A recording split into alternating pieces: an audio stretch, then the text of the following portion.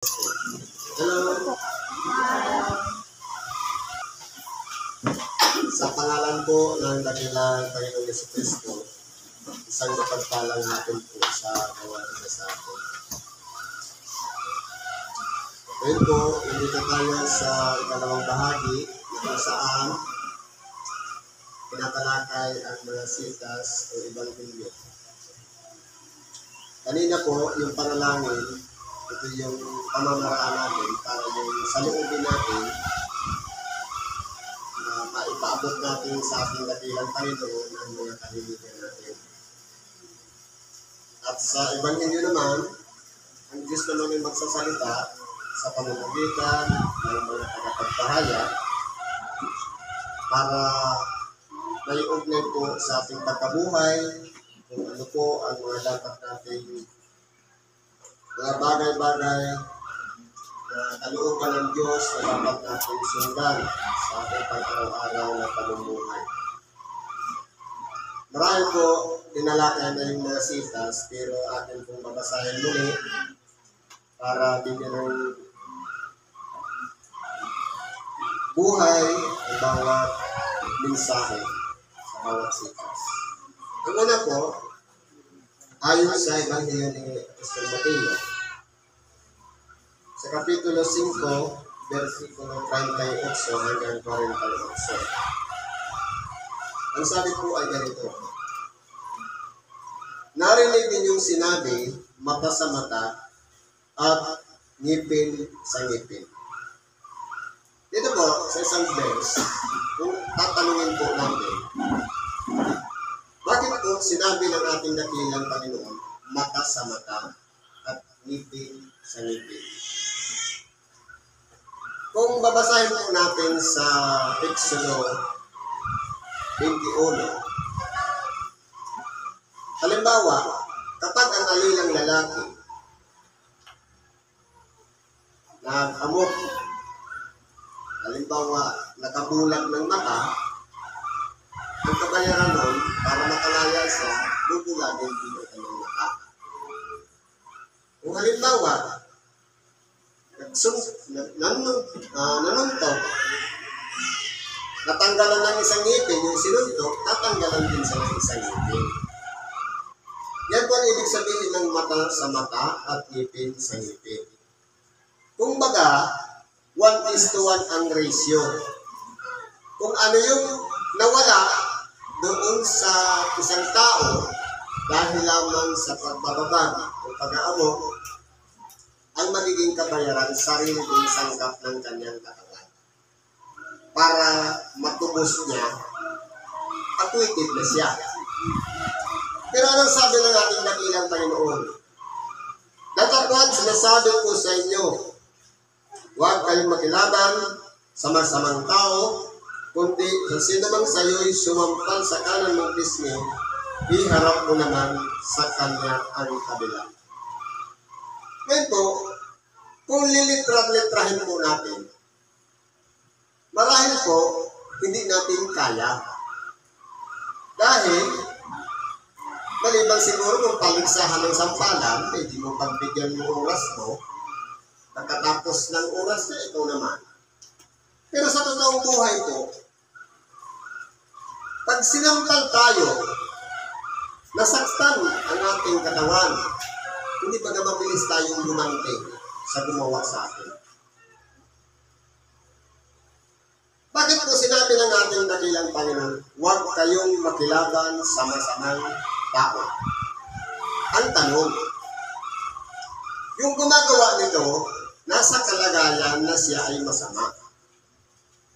Ngayon, kung halimbawa, sinampal tayo yung tinamaan, siya yung masama, tayo yung nasaktan.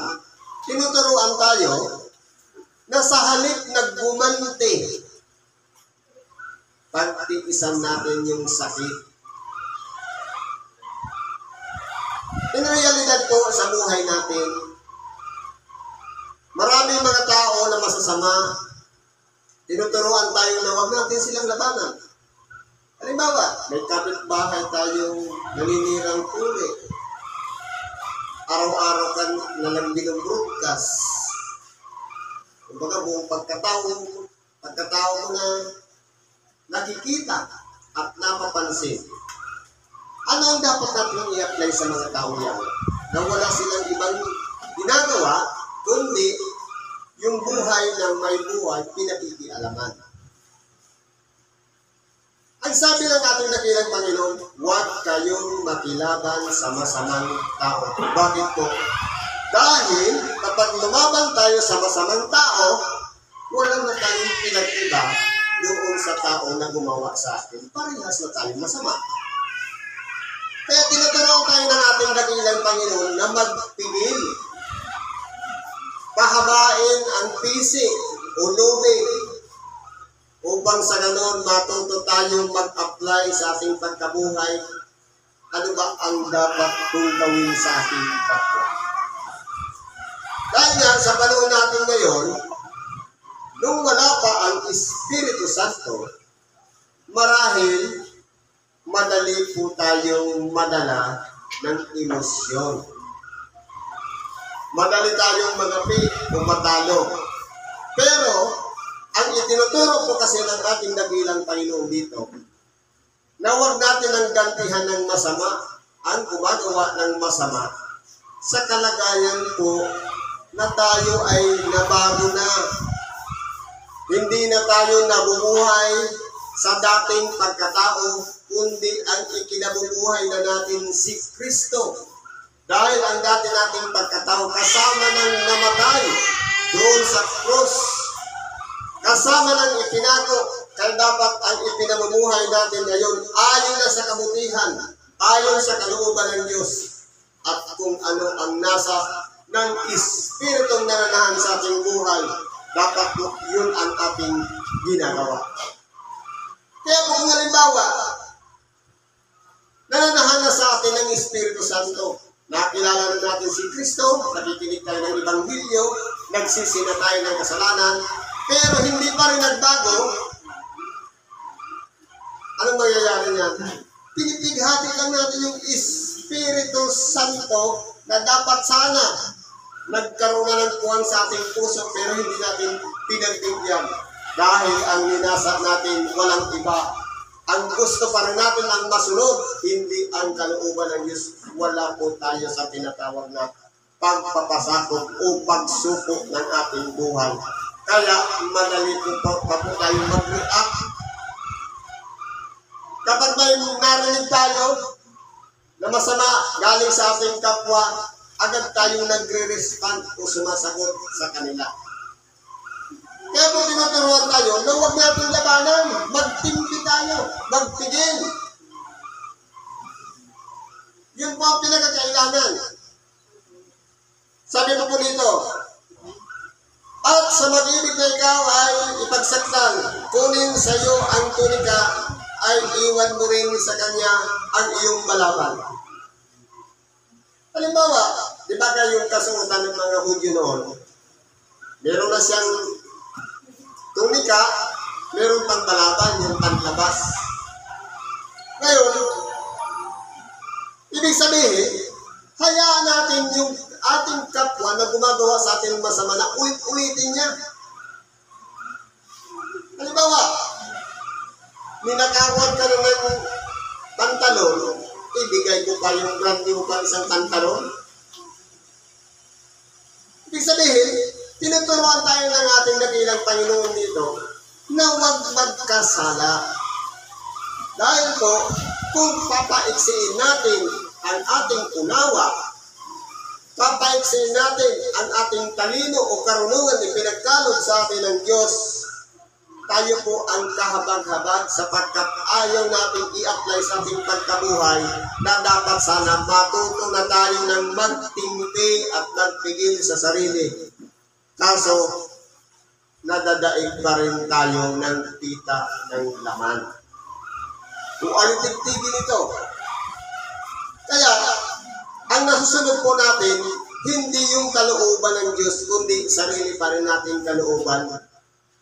Kaya nagagawa pa rin natin ang mga bagay na hindi naayon sa kalooban ng Diyos. Pero kung tayo po ay sakop na Nangunguna na sa ating buhay, si Kristo. Pinanahanan na tayo ng Espiritu Santo. Yun po ang magdidikta sa atin. Sa pamamagitan ng malinis na muli, tuturo sa atin ang mga bagay. Ito kapatid, magpigil ka. Hayaan mo lang siya. Kung siniraan ka, hayaan mo lang siya. Siya naman ang sira. Dahil siya ang gumagawa ng masama.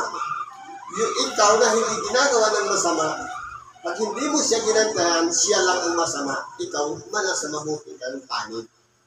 Ganun po yun. Ano pa halimbawa? At sa sino mang ipilit sa iyo na ikaw ay lumakad ng 1 milya, ay lumakad ka ng 2 milya na kasama niya. Halimbawa, kahirapan kasi lumakad ka ng 1 milya. Ang gawin mo, isama mo siya. Patunayan mo, 2 milya pa ang lakarin mo. Baka magduda pa, sukatin pa yung nilakad mo. Ibig sabihin, kinakailangan sairin natin yung tao na gumagawa sa atin ng masama. Hayaan natin siya, pagbigyan natin ng pagbigyan. Sige. Kalayaan mo yan, siraan ako. Ang mahalaga, hindi tayo gumaganti sa kanila. Dahil po, kung tayo po, nakakaunawa na ng mga bagay na mabuti at nakakaalam na ng masama at saka mabuti, alam na natin, gusto natin mapabuti ang ating buhay, pero hindi natin nagagawa, masama pa rin ang ating ginagawa. Kaya po, tinuturuan tayo dito ng ating dakilang Panginoon, mag-adjust. Tinuturuan tayo in advance, matuto na tayo sa ating sarili na mag-control. Sapagkat yan po ang pinaka-numero unong kalaban natin sa ating sarili, ang sarili nating pagkatao. Pag nakarinig, response agad, madaling masaktan. Pero sa ating dakilang Panginoon, in-apply niya po yan sa kanyang sarili. Marami sa kanya ang sumampal, nagtadya, dinuraan siya, nilapastangan, at kung ano-ano pang ginawa sa kanya ng mga tao na kapaligid sa kanya. Ang sabi pala sa kanya, hulaan mo kung sinong sumampal sa'yo. Pero lahat ng yan, isa lang ang sinabi ng ating dakilang Panginoon. Kahit ay yung kasuotan niya, pinagsapalaran at pinagpalabunutan pa, patawarin mo sila sapagkat hindi nila nalalaman ang kanilang ginagawa. Isang halimbawa na ginawa ng ating dakilang Panginoon na dapat din natin gawin. Yung mga taong gumagawa sa ating ng masama, ipanalangin din natin silang maraming sarado ang kanilang pag-iisip. Hindi nila naunawaan ang kanila palang ginagawa ay hindi nila alam. Kaya kung titingnan po natin, halimbawa, meron tayong kapitbahay na kapagmura. Kumbaga sa init ng ulo, nakapagsalita siya ng mura. Ngayon, tayo nakarinig, nag-response tayo ng mura. Paano kung pagpasok niya sa loob ng bahay, hindi na siya sa'yo humingi ng sorry, pero nanalangin sa sama. Diyos ko, sana patawarin mo ako dahil namura ko yung kapitbahay ko. Hindi pa nga naglinis siya ng kanyang kalooban. Paano yung minura niya, na nakarinig, hindi pa nakapag-adjust? Paano kung dumating ng ating dakilang Panginoon? Yung nagmura, naghingi na ng sorry, hindi nga lang siya nakahingi ng tawa doon sa kanyang minura, kasi galit sa kanya. Pero, naglinis din siya ng kanyang kalooban. Pero yung minura niya, hindi pa rin nakamove on, hindi pa rin nakapag-adjust. Kaya nangyari yan, napahamak yung minura. Kaya kung hindi tayo tinuturuan dito ng ating dakilang Panginoon na matuto mag-adjust ng ating pagkatao, magiging useless po kahit araw-araw tayong lumuhod, manalangin at makinig ng Ebanghelyo kung ang attitude natin o ugali, hindi natin binabago, useless po ang mga pagsasakripisyo natin na pagsa sa Diyos. Kahit pa tayo'y manalangin ng alas 9, alas 12, alas 3, at may panuhod-luhod pa, balikan kahit magkasugat-sugat lang tuhod natin. kung hindi po nakikita sa ating pagkatao ang kalinisan ng puso, useless po ang mga pagpapagod na yan. Kaya kinakailangan ko, dito pa lang sa aralin na ito, pagamat ito ay ibanghilyo, itinuturo na sa atin na matuto tayong mag-adjust para sa ating kapwa. Yun po yung pinaka-importante, yung pakikitungo natin sa ating kapwa. At yung respond natin doon sa mga pinagagawa nila sa atin. Dito po, tinuturuan tayo dito mag-mature ang ating pag-iisip. Ano pang sabi? Bigyan mo ang sa iyo'y humihingi at huwag mong talikdan ang sa iyo'y nangungutang. Ngayon kung titingnan po natin dito sa sitas na ito, minsan po may humihingi sa atin, lalong-lalo na titingnan muna natin yung kalagayan ng humihingi sa atin. Halimbawa, namamalimos, nakabukas ang palad. Hindi magkakamin sa advance yung ating pag-iisip. Ibibili lang naman niya ng sigarilyo. E paano kung nakita mo sa kahapon ng sigarilyo nga, hindi mo naman alam na yun pala hindi na magaling sa limos. Ang nangyari po doon, nagpukom na tayo sa kanya. Isabi, bigyan mo ang sayo humihingi. Kumbaga, meron tayong hawak, may extra tayong salapi na hindi na natin kailangan. Tapos na nakabukas palad, sabi, bigyan mo ang sayo'y humihingi. Kapag hawak-hawak mo pa ang salapi, nasa pangangalaga mo pa yan. Karapatan mo kung ibibigay mo o hindi. Pero, sa oras na binitawan mo na yan at nahawakan niya na, pananagutan niya ngayon, yung ibinigay mo, hindi mo na sakop, hindi mo na pwedeng alamin kung saan niya ginamit. Ang mahalaga doon, nagkapagbigay tayo mula sa puso. Yan po yung pinaka-importante po dyan. Yung ginawa natin mabuti sa ating kapwa, kapag yan ay naibigay na natin, wala na tayong pakialam kahit ibili niya pa yan ng sigarilyo, kung manood pa yan ng sini, kung ano pa ang gawin niya, ang mahalaga. Yung galing dito, huwag na natin konsensya yung binigyan natin. Saan mo ba ginamit? Dapat, tinitingnan dito, tinuturuan tayo, ano ang magiging action natin sa ating kapwa at magiging reaction natin. Kinakailangan pagpipilihan natin. Pagpipigil pa rin ang kalalabasan nito. Alas pare-parehas lang po yung pagpipigil at pagpapahaba ng lubid o pisik. Ano pa? Narinig ninyong sinabi, ibigin mo ang iyong kapwa at kapuputan mo ang iyong kaaway. Halimbawa, dati, ganun. Ibigin mo ang iyong kapwa at yung kaaway, kapuputan natin. Dati po yun. Pero anong sabi na natin dakilang Panginoon? Datapwat sinasabi ko sa inyo, ibigin ninyo ang inyong mga kaaway at igalangin ninyo ang sa inyo'y nagsisikusin. Halimbawa, nag-aaway kayo. Yung pag-aaway na gamit na may itak. Sabi, magmuntik na magtagaan. Sabi, ibigin ang kaaway. Nilapitan mo, niyakap mo. Hindi ba yun? Ipag-ibig daw eh. Anong ibig sabihin nito? Ibigin mo yung kaaway, imuntik ka na ng tagain, tapos siyakapin mo pa, baka matuluyan ka. Anong ibig sabihin nito? Kaparehas na nito, idalangin ninyo ang sa inyo'y nagsisikusik. Ibig sabihin, tayo po yung malinis, ang kalooban, ang konsensya, idalangin natin yung tao na nasa masamang pag-iisip, baka sakaling nauudyukan lang siya ng mababang espiritu o masamang espiritu, kaya masama ang ginagawa niya. Baka sa kapapanalangin natin, lumayo yung espiritu nagbibigay udyok sa kanya at siya'y magbago, magsisi at hindi niya na magawa ang isang bagay na alam niyang mali. Kumbaga, ang tao mo kasi, hindi ba meron tayong espiritu?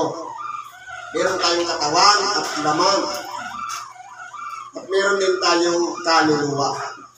Ngayon po, kung pag-aaralan po natin ang buhay natin, Kung tayo lang kung mag-isa, at ilalayo, ihiwalay natin yung mga problema, yung mga pagkagalamhati, kung ano-ano pang mga masasamang nangyari sa ating buhay, mabuti po tayong tao. Larawan tayo ng Diyos. Binigyan tayo ng karunungan at kaalaman upang manalas natin. Lamang meron tayong kalayaan mamili. May choice tayo. Pwedeng good or bad. Alin ba ang nananaig sa ating buhay?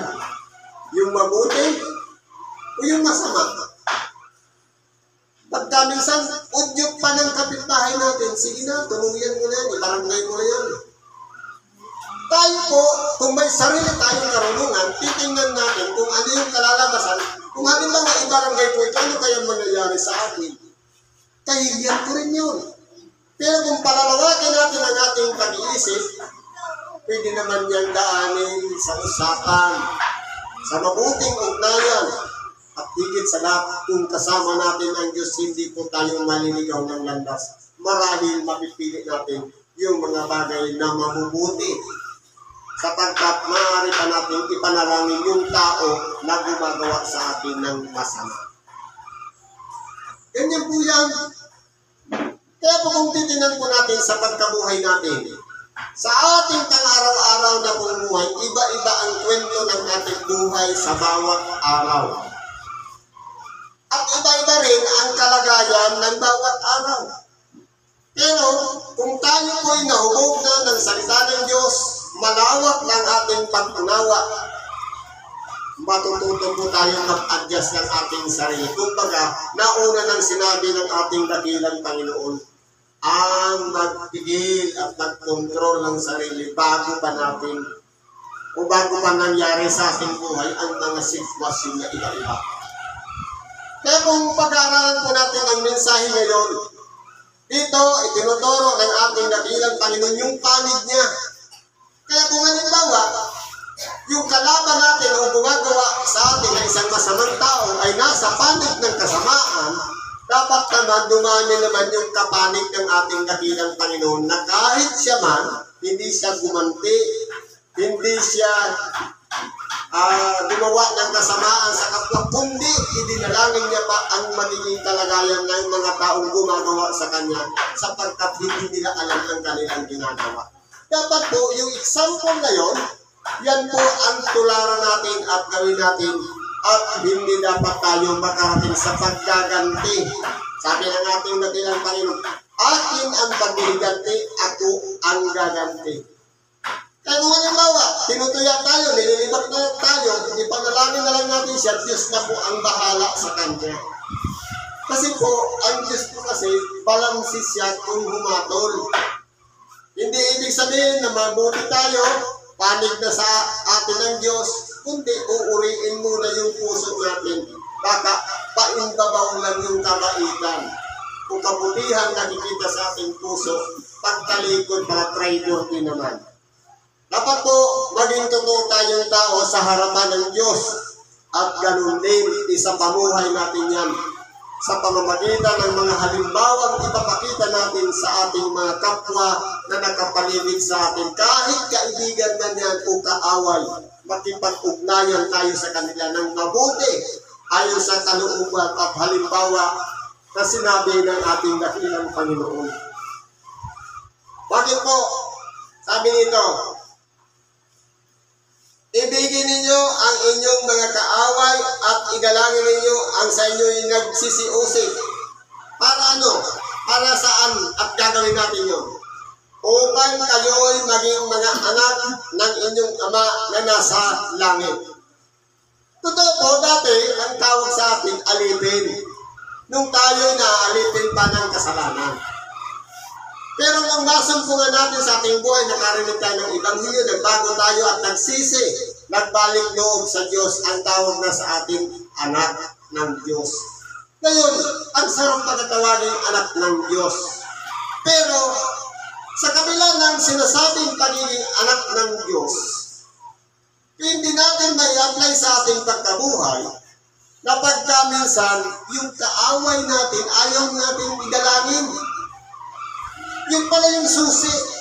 Ang kapag nagawa na natin sa ating sarili na marunong na tayong manalangin sa mga taong may galit sa atin o may pinalalagay tayong kaaway o kaaway din natin, ibig sabihin, yun na yung pinakasimbolo ng tunay na anak ng Diyos. Ibig sabihin, hindi lang sulat na sasabihin, anak ka ng Diyos, hindi. Dapat mai-apply natin yung totoo na pakikitungo natin sa ating kapwa.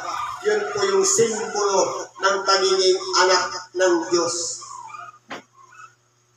Hindi sabi lang, kundi nakikita sa ating pagkatao ang pagiging anak ng Diyos. Pero kung halimbawa, marunong pa rin tayo magkim-kim. Sabihin sa panalangin, patawarin mo kami ng aming mga utang, gaya naman namin na nagpatawad sa mga may utang sa amin.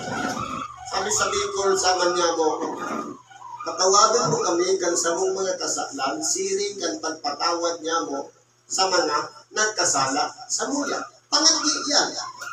Panalangin. Ang tanong, ginagawa ba natin?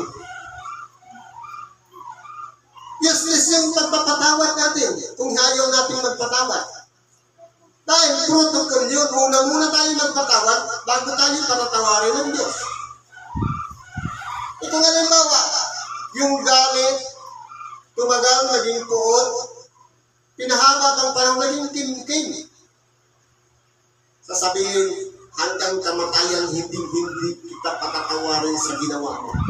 Tama ba yun? Tapos sasabihin, palagi na sa simbahan, nakikinig ng Ebanghelyo. Ano yun, doble kara? Dapat po, isa lang po ang lakaran natin. Kung tayo anak ng Diyos, dapat po, pinapatawad na natin yung mga taong nakagawa sa atin ng kasamaan o kasalanan. Ang pagpapatawad po o kaya forgiveness ay ang paglilimot sa mga ginawa sa atin na anumang bagay na kasalanan man yan o kasamaan. Pero kung bumabalik-balik sa alaala, ikinikwento pa palagi, sana nga kwento na lang. Hindi na nasasaktan ang puso. Kumbaga, tapos na. Pero kung nariyan pa rin, may kim-kim pa rin, useless po ang pagsasabi na kapag patawad na. Hindi pa natin kayang gawin na idalangin sila dahil hindi pa po dumarating yung pagpapatawad natin sa kanila. Ano pa sabi nito? Sa pagiging anak ng Ama na nasa langit, sapagkat pinasisikat niya ang kanyang mga araw sa masasama at mabubuti at sa nagpapaulan sa mga ganap at sa mga biganap. Totoo po. Ang Diyos po kasi balansi siya magbigay. Kahit ang isang tao gumawa ng kasamaan, pinapaulanan niya pa rin. Kahit meron siyang taniman. Dahil hinihintay pa ng Diyos yung taong masama na sakaling dumating ang panahon, magsisi siya at magbago at magbalik noon sa Diyos. Pero ano sabi sa kanta? Ang bait mo naman, sana kunin ka na ni Lord. Hindi ba kasi nasabi yan? Bakit yung masama hindi kinukuha? Dahil kumbaga, nagkakaroon tayong extension ng buhay niya para masumbungan niya, baka dumating yung pagsisisi. Ini-extend pa, pinapahabaan pa ang buhay. Pero sa mababait, ang dalangin, kunin na ni Lord. Iba nga yung sinasabi. Anong sabi dito? Warning. Sapagkat kung kayo'y iibig sa nangagsisiibig lamang sa inyo, ano ang ganti na inyong kakamtin? Halimbawa, selective lang. Yung mga tao na kapag nagpakita sa atin ng pag-ibig, halimbawa, palagi tayo may pasalubong, yun lang ang kaibigan natin. Halimbawa, binabati tayo, yun lang ang binabati natin. Ano ang reward na tatanggapin natin sa Diyos? Wala po. Ano pang sabi nito? Hindi ba gagawin ang ginagawa ng mga maniningil ng buwis? Ito po. Yung mabuti at masama, marunong parehas magtanaw ng utang na loob. Wala tayong pinag-iba doon sa maniningil ng buwis na masasama, mandaraya. Kaya kung mag-aaralan natin ang sitas ngayon, sabi pa po dito sa Manuarnem, at kung ang kapatid lamang ninyo ay inyong babatiin, halimbawa, yung nag-hi sa atin, nag-hello, nag-ipagbating sa atin yung mga babatiin natin, yung hindi natin kilala, hindi natin babatiin, sabi dito, ano ang kalabisan ng inyong ginagawa? Nakahigit ba tayo sa Kanya? Para hindi natin papurihan kahit hindi natin kakilala? Kaya kung titignan natin, sabi nga sa simbahan, pag pagtatapos kayo sa simba, peace be with you, peace be with you.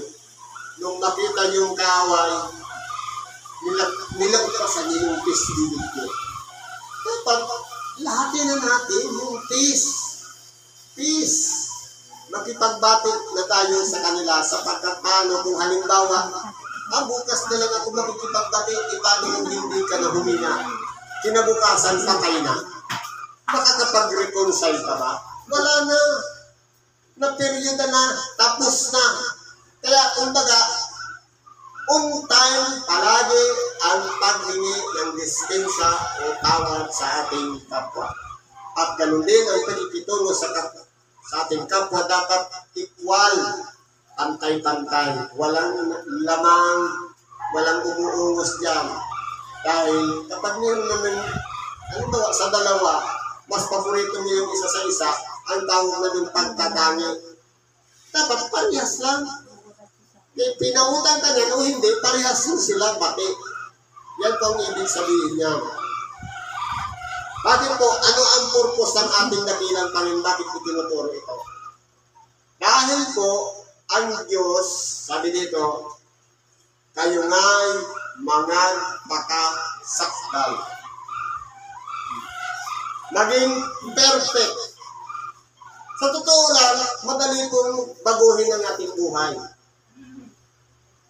Pero, nahihirapan tayong mag-adjust. Pero kung sakali na nabago natin ang ating buhay, gawin natin practice yan araw-araw.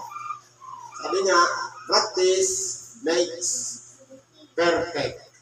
Kapag palagi natin ginagawa paulit-ulit na hindi tayo nagkakaroon ng pagtatangi sa kapwa at pantay-pantay ang paningin natin sa ating kapwa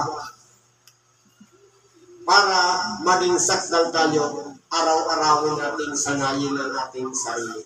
Pag naging habit na natin yan, mapiperfect natin ang ating buhay. Yan po ang panghuling mensahe. Kayo na ay mga pakasakdal na gaya ng inyong ama sa kalangitan na sakdal. Kaya kung ang Diyos po sakdal, hindi siya nagkakamali, dapat po papunta rin tayo doon na hindi na magkamali. Siguro kung dyan na lang ang pakikibahagi natin sa oras nito. Salamat po sa Diyos at anuman po ang ating mga karaingan, kahiligan na idinudulog sa Diyos sa ating pag-araw-araw na pamumuhay. Lahat po ay hingin natin sa pangalan ni Jesucristo upang ipagkaloob sa atin. Salamat po at mapagpalang araw sa bawat isa sa atin.